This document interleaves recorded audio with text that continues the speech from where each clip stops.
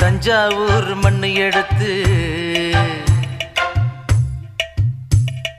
தாமிரபரணி தண்ணிய விட்டு தஞ்சாவூர் மண்ணு எடுத்து தாமிரபரணி தண்ணிய விட்டு சேர்த்து சேர்த்து செஞ்சது இந்த பொம்மை. இது பொம்மை இல்ல உண்மை. எத்தனையோ பொம்மை செஞ்ச கண்ணம்மா,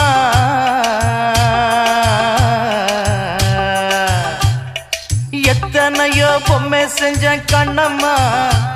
அடி அத்தனையும் ஒன்ன போல மின்னுமா, பதில் சொல்லம்மா.